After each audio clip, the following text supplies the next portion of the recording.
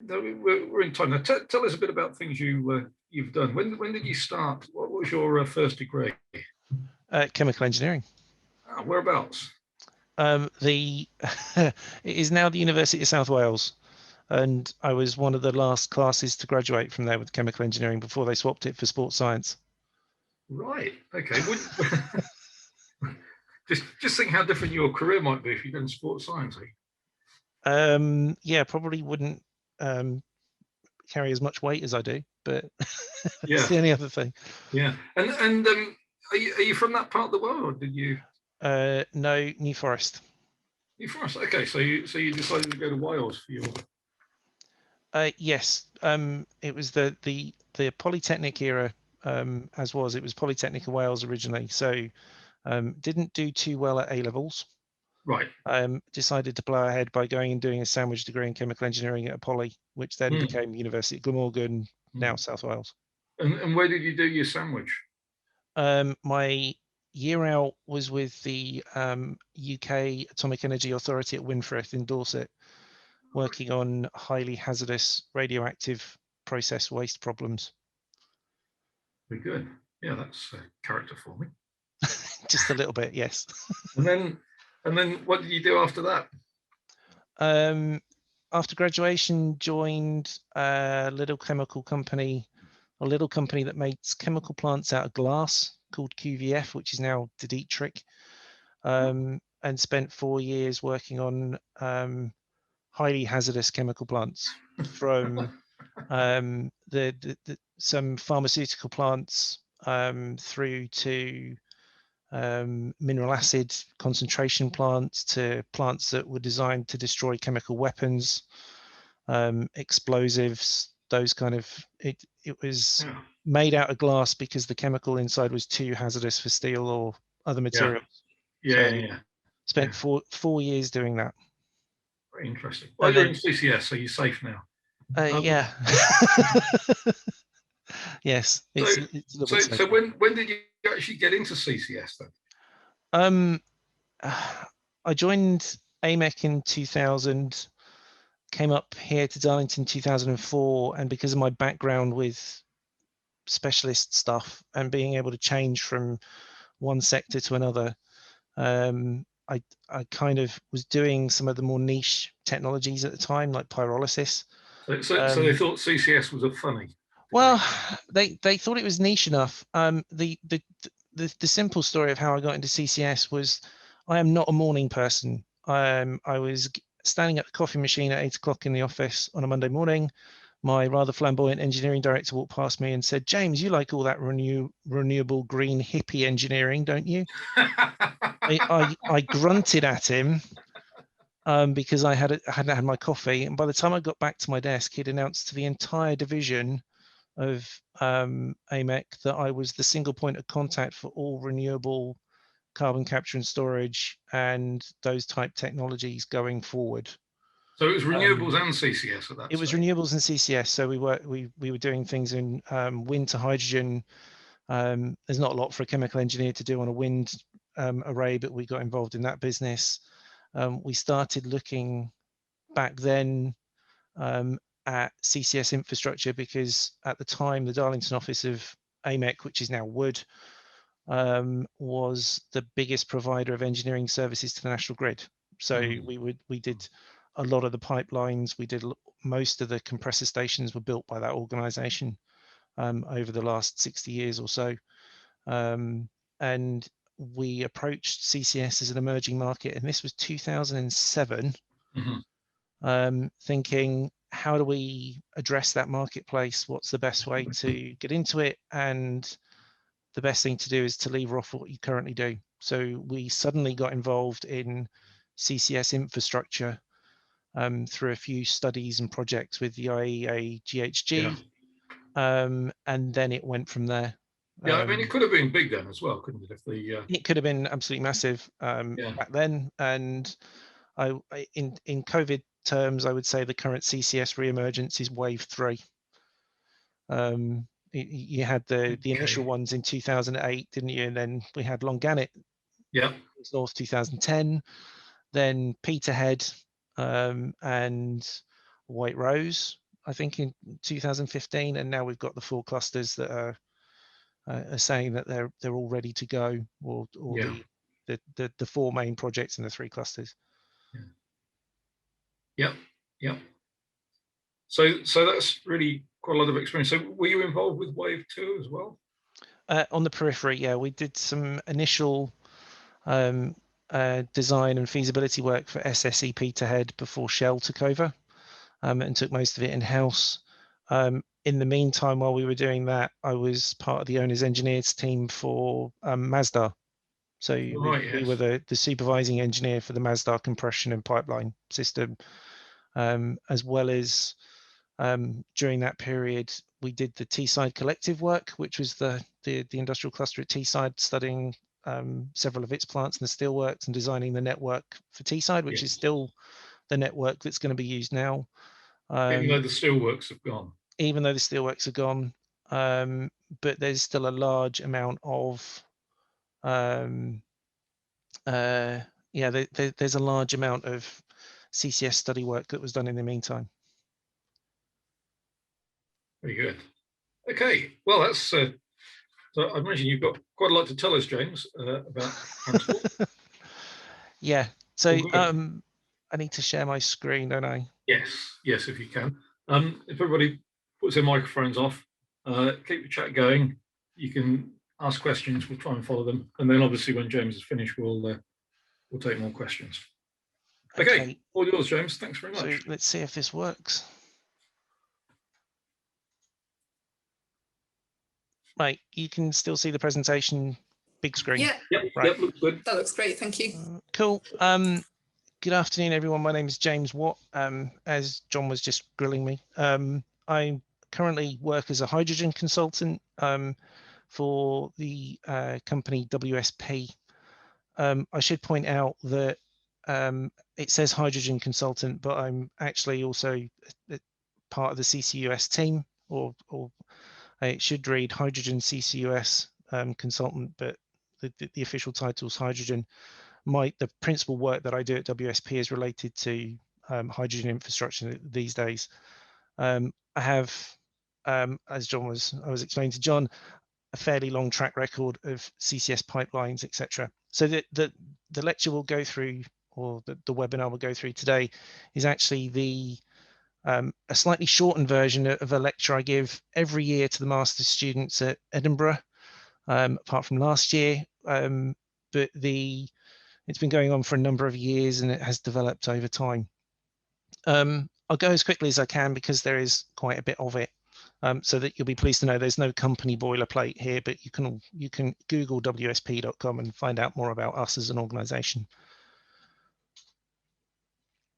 So a safety moment very quickly, and I always like to use this one. A long time ago, when there was an air product CO2 plant here on Teesside, they took us on a site visit and said, do you want to see a CCS CO2 dispersion? And probably to the absolute horror of the people that were with us, which was the HSE, they just walked up to a vent valve and showed us what a CO2 dispersion looks like by opening the valve. But they said it's simple. There's stay away from the cloud, because there's a cloud forms on dispersion. Use CO2 monitors. The industry rules, normal industry rules apply. The normal pipeline rules apply, but it is a very different substance. It has very different release characteristics from some of the materials that we pipeline at the moment, and has different physical characteristics. It has different material needs, and don't necessarily apply what's been done before. So you have to think about the difference between this. This is not a natural gas pipeline, it's a CO2 pipeline. There is a complete difference.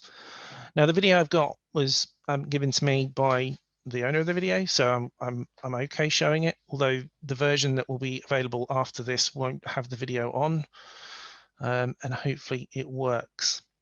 Now, this is an 8-inch CCS CO2 pipeline in the States. It is currently venting. It is normally at dense phase or supercritical conditions. And all that has happened here is the farmer digging is digging a trench out at the side of his field, and he has, with the JCB, effectively lifted the pipeline up until it snaps. The temperature in the cloud is about minus 70 degrees centigrade, and the driver received some pretty serious cryogenic burns. But that's the danger of CO2 and what a dispersion looks like. It jets out quite happily. The cloud gives you an indication of a gross indication of the threat envelope and the risk envelope from the temperature and from the concentration of carbon dioxide. But we can't step away from the fact that carbon dioxide is, if you inhale enough, is a toxic material and should be considered as such. So, oh, there you go. Right. So in terms of pipelines, where does it fit in? And this lecture is normally about infrastructure, which we'll cover next week as well. But the pipelines connect all the bits up. It sounds silly, but it's worth mentioning that it is the connection piece. It is the transport. It is the storage. It's also one of the most difficult things to try and figure out how you're going to pay for it. And it has its own set of problems with different emitters coming into clusters, whether you've got isolated emitters, single user pipelines. But this is where it plays a role. It brings the CO2 together from all those different places, and it delivers it to all the potential places it may go. So whether it goes to a subsea template, which has no traditional platform arranged with it offshore, whether it goes to a CCS dedicated platform, such as the GoldenEye project that was proposed, or the original one for endurance, which then distributes to wellheads, or whether it's used for EOR, which always sounds like a good idea, but seems incredibly unlikely in the North Sea, or whether it deposits that carbon dioxide into a ship transport system, which then visits each of these individual sites or platforms. And on the far side, we've got ship transport that from other emitters that will connect to subsea templates, etc., etc. So that's the role pipelines play, and it's about that connectivity and the enablement of the transport. The ships are there because there is a tie-off point. There is a point at which pipelines become less economical than ships. We're still exploring what that envelope is. And until actually we get to the point where we are looking at very far away stores for very distant clusters or remote clusters, we're not quite going to understand that. What is a full CCS chain? So this is from a project many years ago called the CASM project, where we were asked to demonstrate to a lot of academics the CCS chain. They were focused on geology. We pointed out that this is a power station with a pipeline, with a chemical plant in the middle that connects to your geology. There are all these different sectors and big blocks of equipment and big blocks of process plant that have to happen to make CCS work. And you can see some of the writing in the text is actually about the key parameters, and these are the fundamental design parameters within each box that impacts the others, and you can see the trends of how it goes. The pipeline is actually a relatively small part of the complexity of CCS. What goes into the pipeline is what comes out. So it's a relatively static mechanism within the chain of CCS, but it is vitally important. But we do it anyway. And this is one of the things that people don't put, we sometimes put credence into the fact that we do it already, but we also say that it's a very small sample. So if you look at this map, this is US states. I don't know why California doesn't appear on this map before anyone says anything. I don't know. But the US pipeline system has about 6,000 kilometers of natural and anthropogenic sources. So it takes from geological stores of carbon dioxide, naturally occurring geological stores, and takes them to oil fields through EOR. It also takes from man-made like Valverde or the Weyburn Dakota gasification system, where it takes high CO2 from man-made sources and then again transfers it to enhanced oil recovery. But it's 6,000 kilometers. In the grand scheme of things, there are hundreds of thousands of kilometers of natural gas pipelines in the United States and elsewhere around the world. So our reference base to CO2, whilst those pipelines exist and they're stable and they're well designed, is actually a relatively small sample size. Some existing pipelines. And it was a common question when I started in this, how long are we doing it? SACROC is the earliest one I can find, which is 1972, which is good because it was actually commissioned about 4 days before I was born. And it's a fair size. It's 5.2 million tons. It's 225 kilometers long. It's a 400 millimeter pipeline, runs at pressure.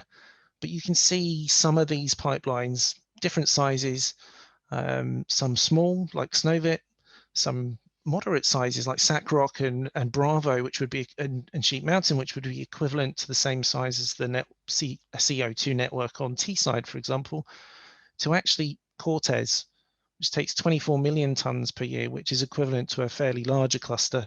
And certainly clusters in the UK prior to decarbonisation, there were several that would fall into that 20 million tons per year bracket. But to put it in context, Drax as a coal-fired power station generated 20 million tons of carbon dioxide before it started changing to biomass. So it's that level. We have experience at that level of pipeline. So where is it done? There's actually about 8,000 kilometers worldwide. It ships about 140 million tons a year through the systems, predominantly North America, as we've seen with the EOR and the geological and anthropogenic sources. There's a source in Algeria. You have the new example of Boundary Dam. You have Mazda in UAE. There's a CO2 pipeline that manages CO2 from oil and gas developments in Turkey. And you have the offshore projects, which are Sleipner and Snovit. Sleipner doesn't really count as a pipeline because it's in and on and off the same platform, but Snovit has a relatively small pipeline that ships a small amount of CO2 into its sequestration stores. We have the evidence base, although admittedly, probably not as big as we would like. The other thing we talk about, there's always been an assumption, or there's always been an assumption that dense phase is the way to go, or people talk about supercritical fluids and how that's better for transporting carbon dioxide. There's no doubt that there is. It has its drawbacks in the way it reacts upon release, or if there's an incident. Gas would be preferable in those circumstances just because of the volumes involved. But we typically operate in a range now at the moment of between 4 and 40 degrees and 86 to 172 bar, which actually makes the North Sea accessible to us. It keeps compression costs at a reasonable level. If we can go to those pressures, it means that we don't necessarily have to do a lot of offshore recompression if we can go at 200 bar or so. But that green box defines the operating envelope of the US CO2 pipeline systems. That's what they tend to aim at. It's just above the critical point, well above from the phase line, and the transition from liquid to vapor, mostly in dense phase, which is above critical pressure, but below critical temperature, although a good portion of the pipelines will actually start off as supercritical and then transition as they cool. And these are the typical conditions. So the phase envelope is one thing. The operating pressure and temperature is another. But the composition of what is in the pipeline is important to understand.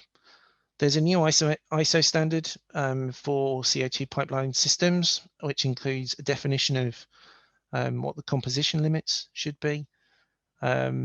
And that's the way forward for the industry. You'll find individual projects take stricter lines than that, but that's the recommendation from the ISO committees. The US ranges typically allow for much higher levels than the ISO standard. In part, that's because of its source.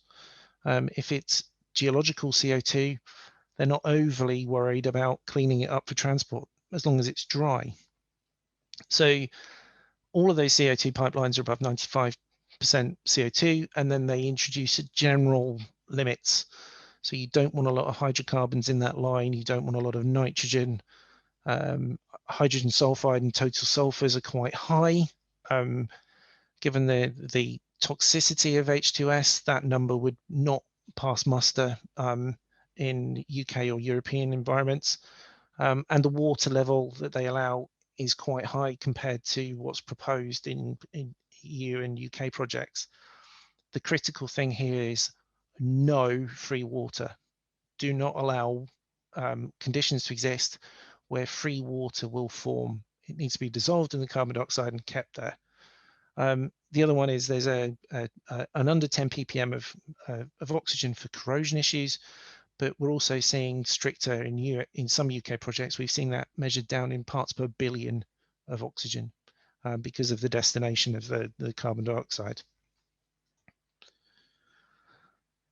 It's always worth, and this is about pipelines really, but we have to mention about pipeline compression because it sometimes gets forgotten. The picture on the right, believe it or not, is a relatively small carbon dioxide compressor. It's an integrally geared machine. The big tubes that you see are the heat exchangers. To the compressor itself is just to the right of the guy in the blue jacket. And it's a relatively small machine. It does about 1 million tons a year equivalent of CO2. We typically transmit as a dense fluid, so we have to compress all the way up. There's different configuration options that are available to you. So you can compress to a certain point, get it into a liquid and then pump it, that's fine. But in that compression cycle, you have to dehydrate it as well. And you're going from, in some cases, some very low flue gas pressures coming out the back of a capture unit to deal with. Existing equipment it's there, it's market ready, whether it's piston or positive displacement compressors, centrifugals, integrally geared seem to be the preferred options. And my experience leads me to that as well. Although you lose a little bit in the flexibility, they're a little bit more of a robust machine. Compression and pumps, as I said, is an option, but you have to cool it, you have to dehydrate it, and if you have any conditioning to do, so the removal of oxygen or the removal of other substances, it needs to be done within the compression cycle or around the compression equipment. And the things to watch out for with the compressors, basis configuration depends on the flexibility and reliability data. Flexibility is key. The integrally geared compressors I just spoke about don't flex very well, so you can't actually turn the speed down on them very easily. You actually have to put the same volume of carbon dioxide through, but send most of it back around on a return loop or recycled loop to ensure that you've got a steady flow through it. That wastes energy, unfortunately. So you've got reliability as well. They are fairly good bits of kit, but complex. Get the vendor data right and make sure the specification is okay. The pipeline spec needs to be spot on, and understand what the parasitic load requirements are. You can integrate in the future with the capture plant. There's a certain amount of heat that is generated by the compression cycle that could be recovered. And there's been some studies about how you make the compressor a little bit more interlinked with, so you can do heat recovery.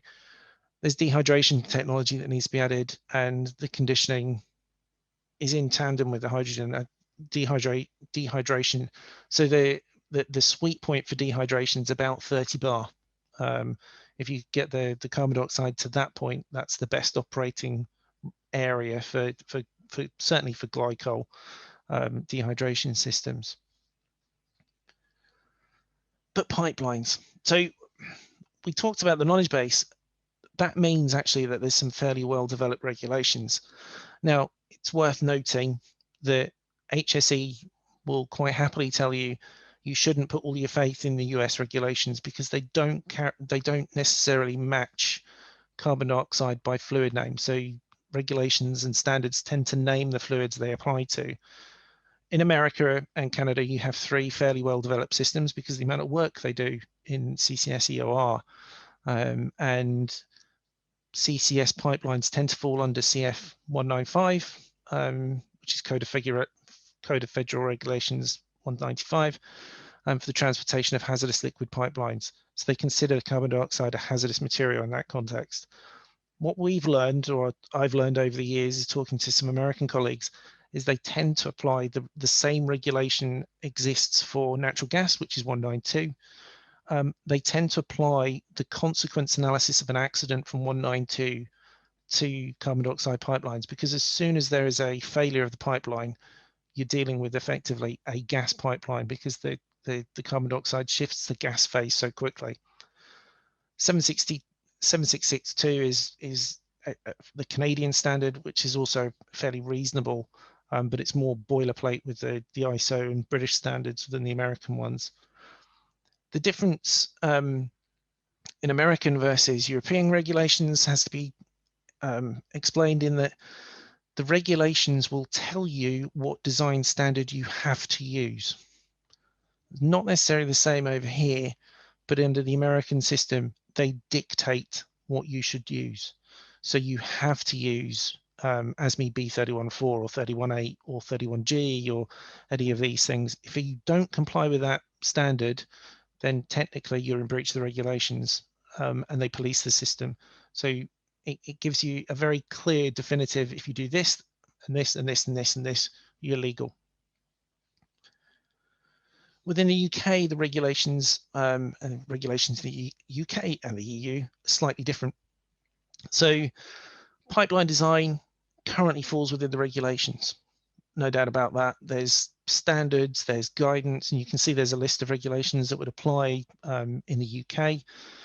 Some of those have European Union equivalents. Compressors may fall under COMA, and I say may, but we'll come back to that. COMA is the Seveso directive from the EU. You have EU specs for pipelines, which is 14161, which is recognized that you can do CO2 using that code. But in the UK, the HSE require you to use BSPD 8010, which is a published document rather than a standard. But that has been changed over the years. So when I started in pipeline, looking at CO2 pipelines, carbon dioxide was viewed as a non-hazardous material. The regulations have now changed, or rather the standard, the published document has now changed to include tighter controls on carbon dioxide, and that they're quite right to do that. The ISO standard has also come out in the same period, and the PD 8010 reflects some of the work in the ISO standard, and vice versa. The health and safety executive's position on carbon dioxide, in my mind, and this is an opinion, is still not clear. There was a period when the health and safety executive said you shall, for the purposes of carbon capture and storage, consider it a dangerous fluid and a dangerous substance under COMA and the pipeline safety regulations, which meant all of the safety blankets were applied to design and operation in the future. There was a little bit of pushback on that because there wasn't the evidence base, some people argued, and the wording has changed. It's such that the HSE expect you to apply the precautionary approach, and it's still that you should apply assume that the regulations do apply, particularly pipeline safety regulations for pipelines. My personal opinion is, given the volumes of carbon dioxide and that are in pipelines or going to be in these pipelines, that you should assume that it's a dangerous fluid and apply pipeline safety regulations to the letter of the law. And same with COMA, to be fair, on the compressor stations, and the risk envelopes, I think, support that, although there's still a lot of work to be done, and HSE and the Health and Safety Laboratory are doing that work and constantly updating the standards and the guidance. So the standards, and I like these diagrams because it says, it shows you the difference between the different regulatory regimes. So if you're nerdy enough to read these offline, you'll see BSPD 8010 shares a lot of the same codes and standards as the American federal regulations, not so much as 14161. 14161 allows you a little bit more interpretation. It isn't so restrictive, whereas BS-PD 8010 is and recommends there's a whole raft of conditions and standards that you should consider on a much broader basis than the EN standard. But it's just an illustration of why the HSE say that you should design pipelines to 8010 rather than the European ISO standard 14161. The general pipeline design principles, they all apply. It doesn't change because the principles are about the mechanical, the routing, the layout, the operation, the protection, the integrity, the commissioning, and they provide a framework that you then bolt the chemical that you're transporting to. Nothing particularly changes for carbon dioxide. There are a few things and a few quirks that we need to be more aware of.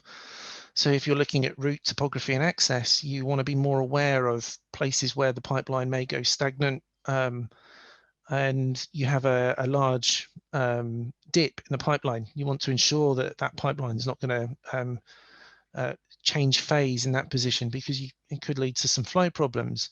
You want to look at the environmental impact, particularly around if there's something that's going to leak. The materials of the pipeline, every element of the pipeline need to be CO2 compliant, and you have the integrity issues with pigging and all those kind of things that you need to be aware of, and the slight differences that you have using carbon dioxide. And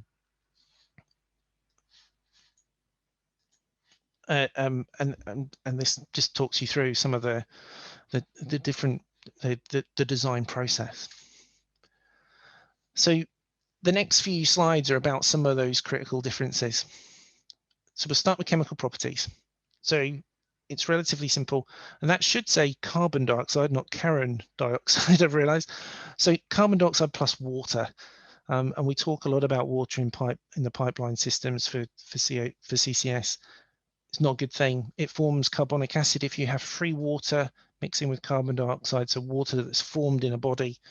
You'll have carbonic acid. It's a relatively weak acid, but it has a high affinity to carbon steels, and is horrendously corrosive to a pipeline. And that acidity increases with temperature and pressure. Clathrates or hydrates can form at ambient temperatures and pressure and relatively low pressures, which is a different problem. We'll show you an example of those. Effectively remove the water. It has to be relatively low levels. The ISO requirement is very significant water reductions, which far lower than the Americans currently do in North America. But the Americans report most of their water-based or corrosion-based incidents are post maintenance, or where they know they've had a water incursion into the pipeline. There's also reactions with other treatment process chemicals that you have to be aware of, and you have to be aware of the impact some of the constituents of a flue gas will have on the physical properties of carbon dioxide. Now, it's a very complicated subject, and I'm trying to fly through it, but the two diagrams on the right show deviations for nitrogen. So if you have nitrogen, which is a fairly benign chemical, you have we know that it has a profound impact on the physical properties. So you can see at relatively low compressions. Let's see if the pointer will work. Laser pointer, right? So CO2 is the pink line. That's the normal phase line from the phase diagram we saw earlier. And you can see as you change the level of nitrogen, 0.1 is 10%, down to the blue line, which is 0.005. You can see that the phase line is changing position. It's moving. That impact is actually quite significant. If you cast your mind back to the earlier phase diagram, at 80, if the US systems operate at 86 bar, there are changes here. So this high nitrogen level which would say actually at 86 bar and at 20 degrees centigrade, I'm going to be gas, not liquid. So you have to look at all the contaminants across the system to understand what the impact is on the phase envelope, to make sure that that carbon dioxide, once it's in the pipeline under all circumstances, as many circumstances as possible, stays in its liquid form. It's not so impactful if you have a gaseous phase line, but there are times when the phase line might change to the negative. So if you're in a gas system, that's where you have a problem, because whatever happens in the gas pipeline, you have to avoid, or you should avoid, it transitioning to liquid. So you actually have to keep the carbon dioxide at very low pressure for a gas pipeline to work. The one on the bottom just accentuates that the contamination by mole percent of nitrogen shows a massive deviation, and how the deviation to the center line across at 1 is pure carbon dioxide, and then that would allow you, shows the deviation across each different physical property of pure carbon dioxide that just mixing it with nitrogen has. This gets immensely complicated, and why equations of state and the research into EOS models is really important, and the modeling that goes with it. A favoured research area of mine from some time ago was to try and understand how we can get better models. The entry specification, this is the extract from the ISO standard. It specifies what's in the pipeline, what is allowed in the pipeline. There are things that could be in that system that don't necessarily have a significant effect on the way the carbon dioxide, the CCS lines work. But there are things in there that you have to adjust for safety reasons. So we saw earlier on the H2S content in America, it was 1500 ppm. The ISO standard said it shouldn't be more than 200, and that is a health and safety issue, not a physical properties issue. It's not a phase issue. It's a health and safety issue. Same with CO, carbon monoxide has a physical impact, but more of a safety issue. And the same with SOx and NOx, which is under 100 and under 50 for corrosion. But SOx and NOx you have to remove anyway for your capture plant. Then you have the presence of other things, so amine and methanol, ethanol and glycol that might spill over. And again, the standard says you should keep the hydrocarbons below 2.5% mole, which is much stricter than a restriction than the American system, or that they're currently seeing over there. Those are the typical concerns around physical properties and HSE issues on the contaminants for the releases. There are some geological storage requirements. We've seen projects come forward where the presence of oxygen in the system is detrimental to the well string, or there's an issue with some mechanism in the geological formation that you have to restrict a entry of other liquids or oxygen predominantly. That needs to be understood. Corrosion of the wellheads, particularly and reused infrastructure, needs to be understood. And there's some concerns about maintaining the integrity in the pipeline design that overlap all of these and play into why you restrict and why it is so restrictive. That provides a reduced variability of the fluids in a network, which is great from a pipeline operating point of view. It allows you to say, you can only put stuff into my network on my pipeline if it complies with this. What it does do, though, is it back-ends the problem to the capture plant and the emitter. The concept of pipeline design, that's not my problem. But it does force a cost upstream. And you do have conversations when you're looking at clusters, is if you have one particularly dirty emitter, how does that work? Can that dirty emitter be offset by a clean emitter? And I think that at the moment, the operational operational decisions are actually no. And that just helps form the basis of a cluster design as well as the basis for capture plants. And that's the ISO number at the bottom is 27913, I think published in 2016. Constraints on contaminants we've talked about, but the venting must be safe. When it gets out into the atmosphere, it needs to be reasonable. The chemical reactions and phase changes don't just occur inside the pipeline, it's also on the release mechanism if there is an incident. And there's a couple of mechanical issues around corrosion, but there's another one on decompression speed, and that impacts the integrity of the pipeline on the event of a failure. We'll see some of those later. Flow assurance, pipelines are static equipment, but their operational behavior is driven by outside influences, whether it's the compressor or the geological store closing or the quality of the gas that's coming in. And the fluid flow must be controlled to avoid all the damage to storage sites. It must flow to enable the capture sites to do their job. Surge flow is not desirable, and that's where you have sudden excursions in the system, whether it's negative or positive excursion. The water content, as I've said, must be controlled. And if anyone wondered what a clathrate or a hydrate is, it's that thing in the picture. Now, admittedly, this is from a natural gas pipeline where the water and the natural gas have mixed.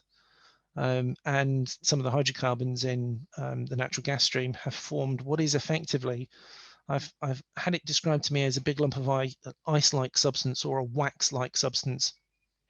What you don't want is that coming down your pipeline at you or existing in your pipeline, because it will constrain the flow. And that's why we need to control water from a hydrate point of view, particularly at the low temperatures of offshore pipelines, which then puts you into that region of worry.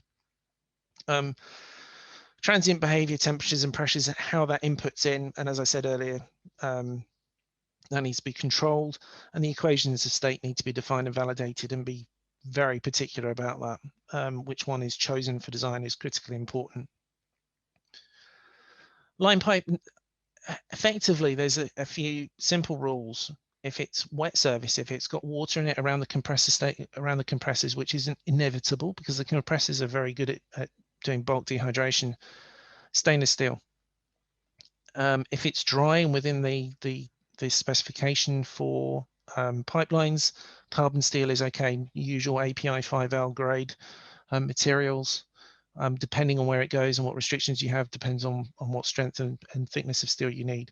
Low temperature carbon steel, ultimately for venting and blowdown, simply because you're hitting -70 and below, is possible. So you need to ensure that the steel or the material that's holding them can handle those kind of temperatures. There's a mechanical specification that is really important, and fracture control particularly. You have to have thick walls or fracture crack arresters, because what can happen is illustrated in the pictures on the right hand side. What's happened there is that the pipe has effectively suffered a failure of some description, whether it was mechanical impact or it's a corrosion incident or weld seam's gone, but the decompression speed of carbon dioxide causes this kind of behavior in a pipeline. The decompression speed of carbon dioxide is so fast it will react. The liquid front of the carbon dioxide will race up the pipeline, and it's decompressing behind, which leads to pressure spikes, and effectively it will cause this kind of banana skin split in a pipeline. So the one on the top is a standard pipeline that has just been peeled flat, and the one on the bottom is a small section. That failure will carry on until there's a mechanical intervention, or the pipeline or the carbon dioxide reduces beyond its decompression speed.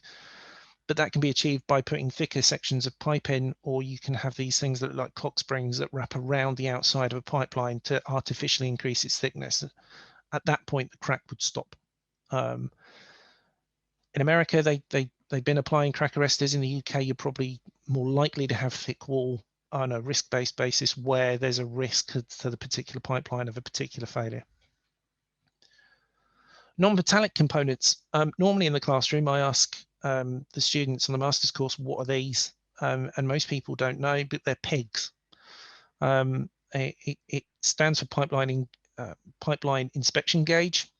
And they are devices that you throw down any type of pipeline.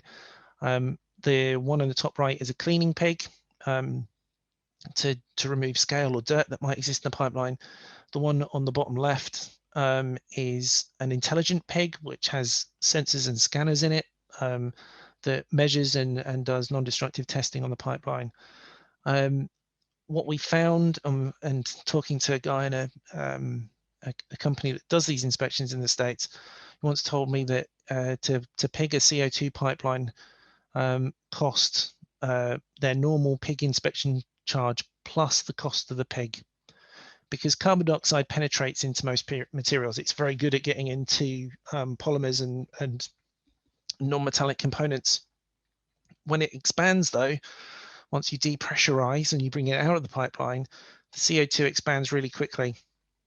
That leads to extrusion, that leads to blistering, and it leads to rapid gas decompression, which is what's happened to the gaskets on the bottom right. They've effectively been soaked in carbon dioxide, liquid carbon dioxide, taken out. The CO2 has gone to gaseous phase as it's gone to atmospheric pressure, and it has torn the upright ring out of the way into two, and the bottom ring has suffered surface cracking through the same region. The alternative material is the one on the left that has had the same soak treatment not been affected, and that affects valves, seals, and gaskets. And if you're wondering what the rope-like structure around the intelligent pig is that's the cabling that makes the electronics work in the pig.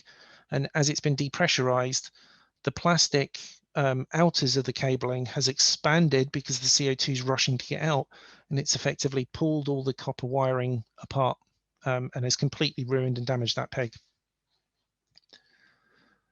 And then dispersion. It's still, there's been a lot of experimental work on dispersion, and I would urge any of you to go interested in the subject to go look at the work DNV have been doing and the public videos that they've posted about the tests at Spade Adam, which are really impressive.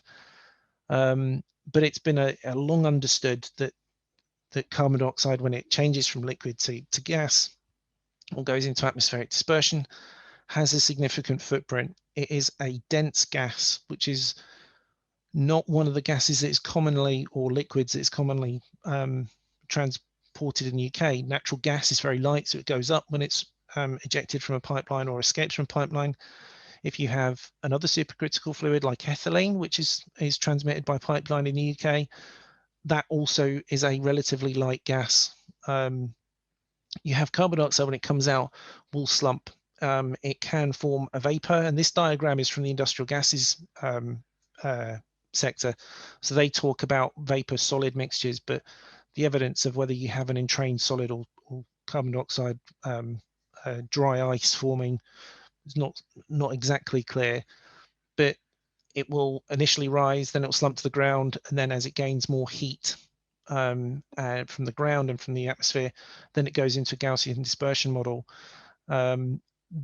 The amount of work that's been done on dispersion is significant over the years to understand actually not how it works from it hitting the ground and that mechanism. That's all very well understood.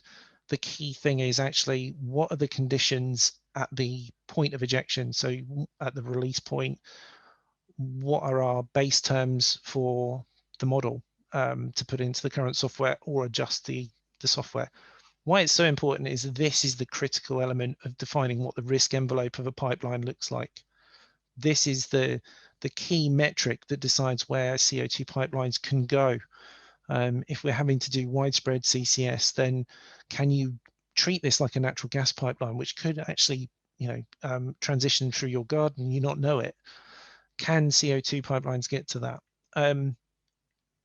We've seen it in many projects, to keep CO2 pipelines just naturally away from people. And the latest version of PD 8010 actually instructs you to do that, unless it's absolutely necessary, in which case then you have to put all sorts of special measures in. So this is another element that we need to be very careful of, and particularly when we're routing pipes or contemplating where we can and can't access a site. And when we are looking at big clusters, which I'll talk about next week, the ability to get into a site is actually more important than determining whether you can get a capture plant in there. So if you have a small emitter that's surrounded by thousands of houses, how do you get a capture plant in might not be the problem. How do you get carbon dioxide out is, and can you get a pipeline in, and what kind of pipeline does it need to be? And there'll be certain circumstances, we know a few examples that we've used before, where you simply can't do that. It would either have to be road trucked, which is an increased cost, or another solution found. Another question that comes up quite frequently is the reusing of existing infrastructure, and not always the new pipelines.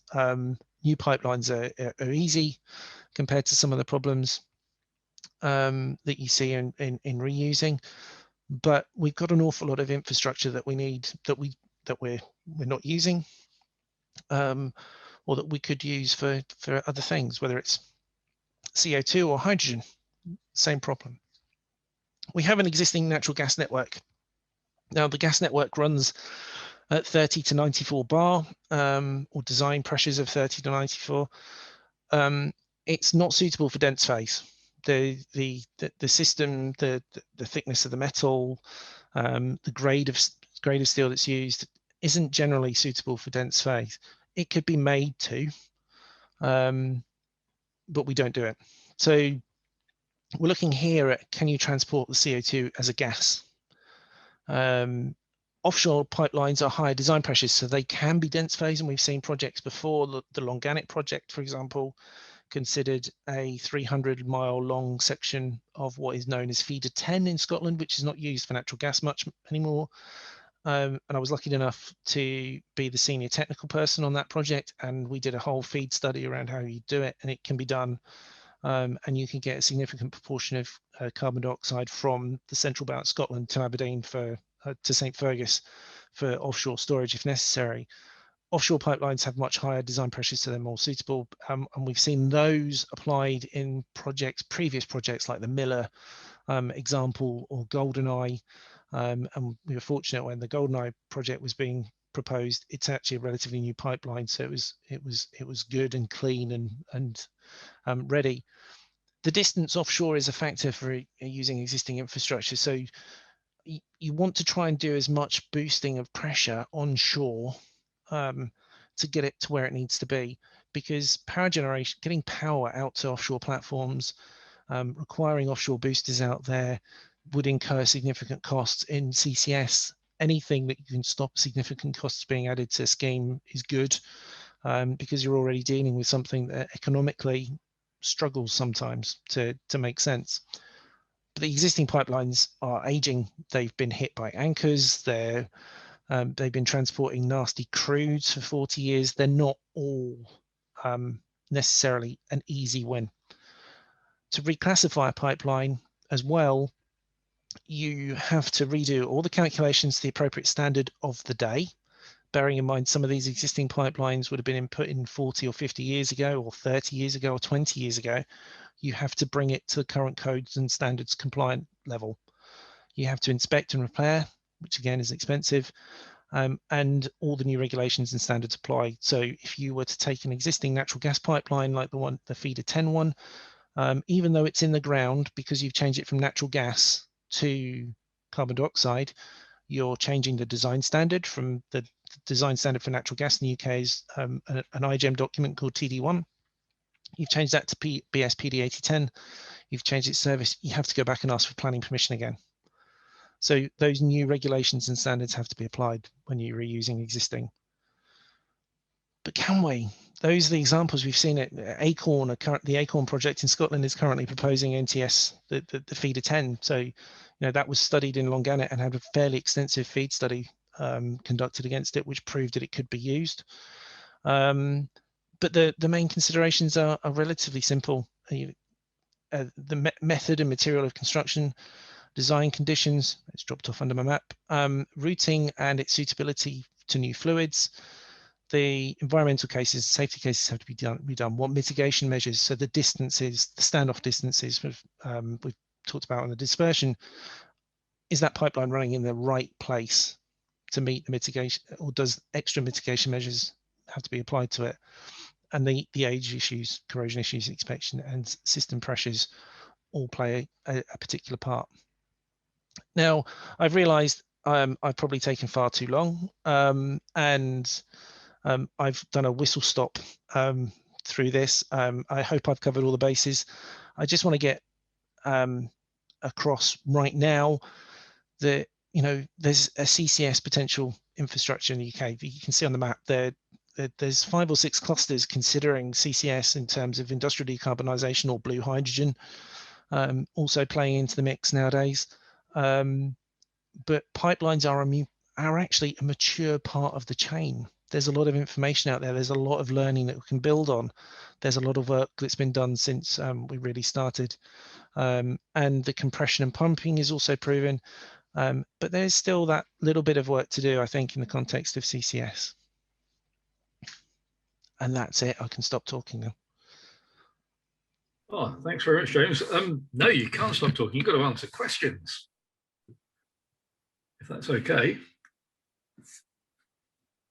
Are you all right for questions? Yeah, absolutely. I was just getting a drink, John. That's fine. Yeah, no, fair enough. So a very quick question. What's the name number of the new ISO standard? So you can put it in the chat, or maybe could you put it in your presentation, and then we'll. It is in the presentation, but I will just zip if it's back. there, okay, that's good. Okay. It's ISO 27913. Okay. And then Eric Danier has got a question. Do you want to introduce yourself and ask the question, Eric? Yeah, sure. Can you guys hear me? Yeah. Can you introduce yourself, please? Yeah, sure. My name is Eric Daney. I'm a process engineer with BP, actually, focusing on CCUS and hydrogen. First, just want to say thank you very much. I thought this was an awesome presentation. The one question I had just earlier on when you were talking about specs and impurities, the O2, so most literature I've seen suggests 10 ppm. I have seen a few projects that have considered higher, tolerable specs, and just in terms of like the kit required to get down to that low of a specification, like having distillation, on the back end before actually storing it. I was wondering if if you knew what the driver was for the 10 ppm spec, and if there's potentially, any possibility to tolerate higher levels. For example, I think I've seen a difference in requirement for saline storage versus EOR. So just curious if you could comment on that. I wish I could give you a definitive. So the understanding I have is the enhanced oil recovery guys don't want oxygen in there at all. They want to keep it limited because it has a tendency to sneak out when it comes back up or comes in. They don't want to see it coming back out the reservoir, and it's introducing a corrosion issue that they don't necessarily want. The saline aquifers and the geological stores, it's more of a question for the geologists. They've always been, some have been, we don't understand why we need that restriction. Some of them have been worried about biologicals and introducing oxygen into some of these formations. But a bit of it is also where the saline meets the well string and the corrosion that may occur if the oxygen accumulates in those kind of environments. But predominantly, it's always been about managing the well strings and ensuring that where you have any interface with water is managed and keeping the oxygen levels low is part of that. The worst we've ever seen is a 10 parts per billion restriction, which was very, very interesting to try and achieve that one. It was a good couple of a million, but the response we got from that project was potentially we're about to spend X 100 million on a capture plant. We're really not bothered. You're down into the area of margins, but it's fiendishly complex to do and difficult to do once you're in that compression envelope where you're trying to clean it up. I was a commenter on the finished article of ISO 2000 of the ISO standard. I wasn't part of the discussions that led them to get to those kind of levels, unfortunately. But yeah, there's a restriction there. It's just finding the right thing, and in part, when you take a step back and look at the North American standards, and you talk to some guys I knew at Denbury, when I asked them about why did you have so low levels on your system, why have you got that as your entry specification? And he said, it's what it comes out of the ground at. And their attitude was they had a very low oxygen spec on their pipeline simply because there was no oxygen in the geological carbon dioxide they were having come up. So they just used a typical analysis and said, we don't want to go above that. Very robust way of looking at it and a very easy way of doing it, but that's the kind of the basis. Okay, yeah, thank you very much. Appreciate the help. Chris Wheaton, do you want to ask a question? Thank you. Thanks very much indeed, James. Do you want to just introduce yourself, Chris? Of course. Apologies. No, I work for a bank, so I'm, my interesting, angle on this is, how do you make this into a business? How do you actually get financing for it? Let alone all the practicalities that James has been talking about.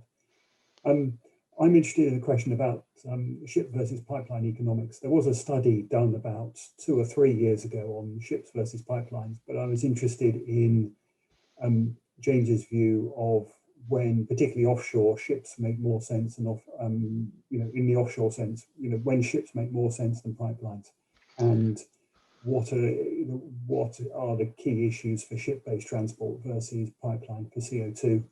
Particularly the basic question, can you get ships to transport CO2 in the dense phase, which seems to be key to making the economics work? There's been a couple of studies that looked at the economics of pipelines versus ships for a number of years, and they tend to come up with some varying answers, and I can't recollect what the cutoff point is. We've always taken the view, I've always taken the view that if it's outside of the North Sea for the UK, then it's ships. We've had conversations, could you reach further afield? And because we're in such a small pool, it's not seeing much credence. Where the economics for ships actually works better, or where ships work better for CCS, I think, is enabling the remote regions. You can see that decision on Northern Lights, where they have the carbon dioxide emission sources are remote from the pipeline. So they have a ship system to ship it from the emitter to the pipeline entry point and then take it into the pipeline. You can see that happening in the UK because of the location of the geological stores. You could, in theory, run a pipeline from South Wales or Southampton into the North Sea or the Irish Sea, but it's a long way to go. And ships would seem the logical sense, the logical option for those facilities, rather than broach the high capex of the pipeline through the Irish Sea, for example, or trying to lay something up the middle of the channel. The alternative for those two sites as well would be to go cross country, where economics would be better than going offshore for a pipeline, but it's more a case of how much hassle do you want trying to build a pipeline across the UK, and it might be that ships are technically the easiest option in those circumstances. In terms of volumes, if you could get a ship that would transport a dense phase, it removes a lot of problems.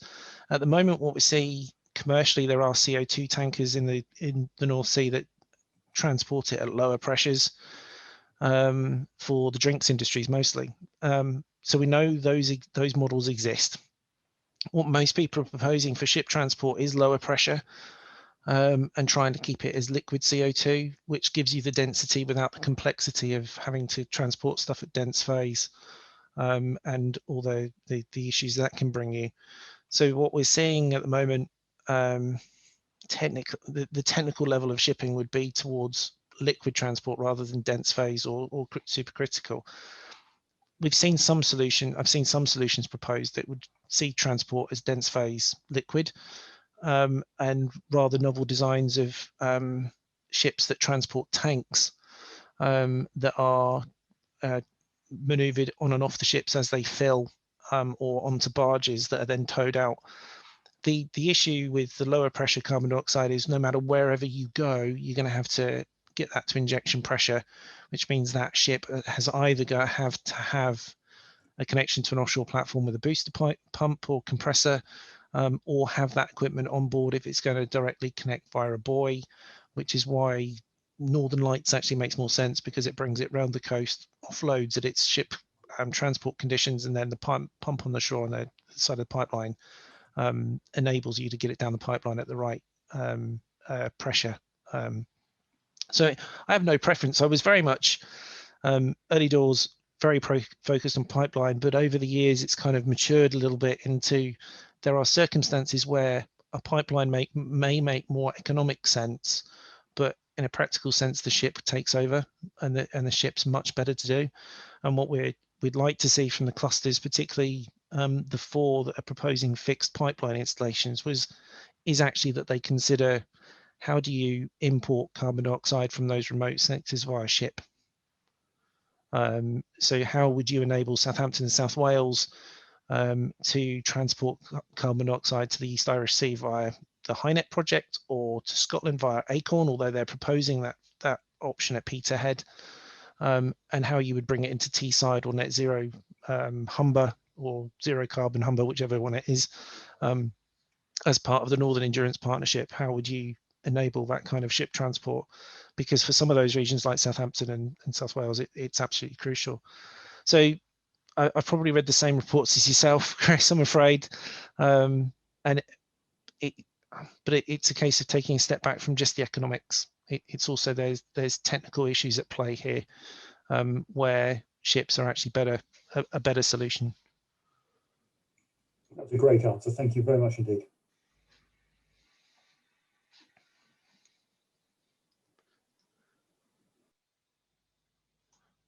Who's next, John?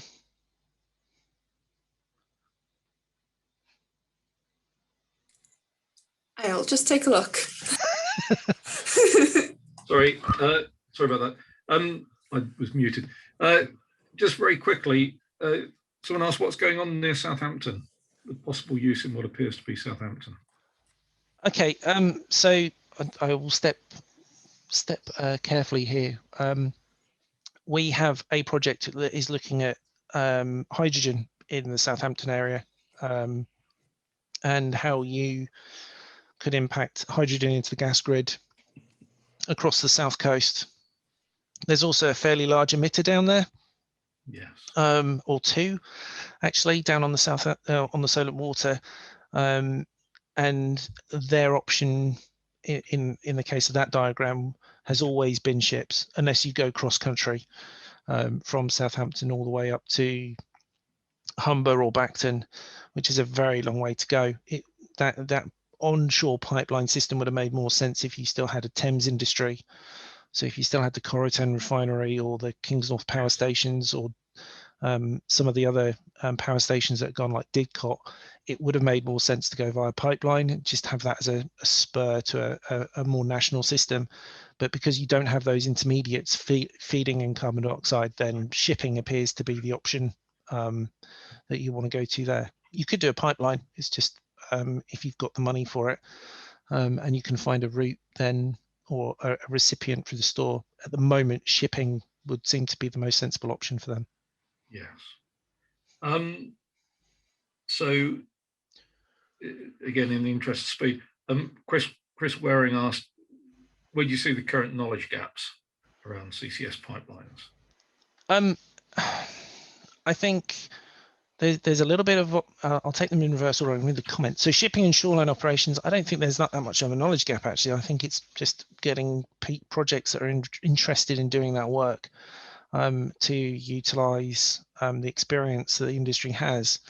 So that's not necessarily the problem. Shipping to offshore, how you would do at sea unloading of CO2 that's shipped is a big gap. But is it practical? And in the meantime, we've got pipeline solutions that are coming online that are having shipping terminals built in to receive CO2 inventories, which is good. Offshore dense phase, I don't see a particular problem. The interactions with the platforms is manageable. There's a lot of experience, particularly in the UK, on how you do platform safety, for example, and it seems doable. And we've had a number of challenges and discussions over the years and projects that have produced an inordinate amount of data, even in the public domain, that would suggest that. Around general CCS pipelines, yep, Cooltrans, Pipe has, CO2 Quest. There's a lot of data out there, and CO2 Riskman, CASM, the Energy Institute's JIPs were all set forth a large body of work that's been done over the years. Particular knowledge gaps, I think there's still, for me, I think some of those projects and some of the information and some of the modeling need to be more on a general release. Some research is done by National Grid, Shell, other companies around the world that's kept in-house. And I really do think we could do with some of that being published, or I know Shell particularly on, and BP on the DF1 tests for BP made that data available eventually, and it was really, it was a very good thing they did, just saying, actually, it's there, people can use it. That's still a bit of a knowledge gap for me. And there's a part, and I know it will come when the projects come and they have to write their safety cases. But my personal opinion is we really do need to get off the pot and say where we think CO2 in the concept, in the aspect of carbon capture and storage, when we're talking about large volumes of carbon dioxide, does that pose a safety risk, and does it fall into the characterizations of a dangerous substance and a dangerous fluid? My personal belief is it should be considered a dangerous fluid. It should be considered as a dangerous substance under pipeline safety regulations and COMA Seveso. And it was rather disappointing that the Seveso 3 draft I was reading yesterday didn't even cover it. Whereas you can make an interpretation and include it, but I just think there needs to be a definitive, someone saying, yes, it's included, and either write it into the regulations or write it into the directives. I'm going to get into trouble for that view from someone I know, but I've been looking at it for years. Can't escape from it. No, and I mean there's a general responsibility issue as well. Yeah, just about making things easy. So we've got a couple of questions, which again, in the interest of speed, can you see them on the chat, James? Yeah, I've figured out how to open it now. So there's one from Sergey Martinov. Yeah. No, there isn't. Is the short answer. There isn't something that needs to be examined and looked at, and that's something I'd like to see change. In my previous job with Wood, I was on the design team for the CO2 network on Teesside, which was an expansion of the one that was done for Tees Valley Combined Authority a few years ago. I would just like to see some of the clusters actually get to the point where they're doing feed studies and looking at the dynamic modeling and the operation modeling of how a cluster works, because I think there are some issues that need to be looked at. You get some big temperature changes, couldn't you, potentially? You could get some big temperature changes. You're going to have to regulate that too. But the big question comes if you've got a dependent cluster that is dependent on a large emitter. So if you have a very large emitter like a steelworks or a power station and lots of little industrial emitters, what happens to the pipeline and the geological store if the power station goes off? So if you lose a significant proportion of your flow, what is the impact? I'm not too worried about surge. We know how to deal with that. But it is, what impact does that have on the management of the store is where I'd be more interested to understand. And I don't think clusters have got to the point where they've had the ability to do those kind of studies yet. We'll always get to the cusp and then someone pulls the funding, unfortunately. Sam Bartlett, if I understand you correctly from your talk, it will be the responsibility emitted to ensure CO2 is compliant with pipeline specs. Yes, it would be, and we'll see some duplication of the metering, et cetera, but it comes down to that commercial arrangement. If the pipeline company accepts that it's going to monitor, then they'll have that cost too. But yes, there would be a a mechanism by which the emitter is responsible for putting the right amount of carbon dioxide or the right quality of carbon dioxide into the pipeline. And the question then becomes, is the pipeline or cluster network operator going to install a big valve in there that as soon as he sees a deviation, he shuts it off and you vent?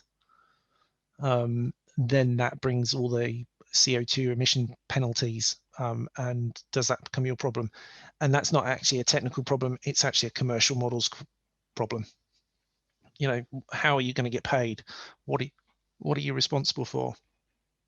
Those kind of things. It's a very complex commercial arrangement that's going to have to be made, and one that the pipeline companies will defend.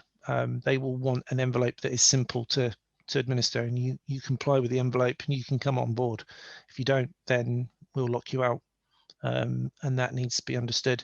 But that also comes back to the transients. You know, if you have an excursion on a network, why we've always pushed for clusters for many reasons. It's cheaper, it's better, it's easier. Within a network, you have the ability to smooth out that deviation. So that's another element of why hopefully someday will let us play with transient models for networks on an operational basis to see actually what happens. Can a network absorb a problem? But yeah, the cost of all that stuff will be on the emitter, whether it's directly or indirectly. The emitter will pay to use that network. Very interesting. Okay, well, thanks very much, James. That's everybody. There's been an awful lot of nice comments, and thanks very much for your really detailed and sort of learned response. It's really excellent. So I think we better stop there. We do have an announcement about something that JOLSOC is running. I don't know whether Rob can say anything. Is he still there? Yes, thanks guys, and thanks everybody for holding on. This was just a very quick plug to outline, get some awareness on the Geological Society of London is planning a whole series of meets on geosciences and the energy transition. So I'll put a link into the chat now, but people like Stuart Hazeldine and David Rayner, who are on this one, are involved. And our idea is to do a series of webinars through this year with a larger meeting in 22. The first one in April is a very quick overview of everything, just a half a day. And then there's a meeting in June, which is probably of more interest to you guys, which is on transfer, injection, storage issues of energy. And so there's a deadline for abstracts for that towards the end of April. But I just wanted to make you aware of that. There is details on the JOLSOC website, and you guys now have a link on your event website, I believe, as well. So thank you for that. And thanks, John, for responding quickly to my emails this morning. Yeah, no problem. Anything else, Karen Solveig? No, I just want to say a big thank you to James. That was really interesting. It's really informative. And we're looking forward to hearing from James again next week with a follow-on from today's session. So yeah, part 2 next week. It'll be the same time, which is 2 till 3 on a Thursday. And we hope to see many of you at next week's session as well. So yeah, that's all from me. So yeah, thank you everyone for attending today, and thank you, James. We'll see you all next week. Thanks very much.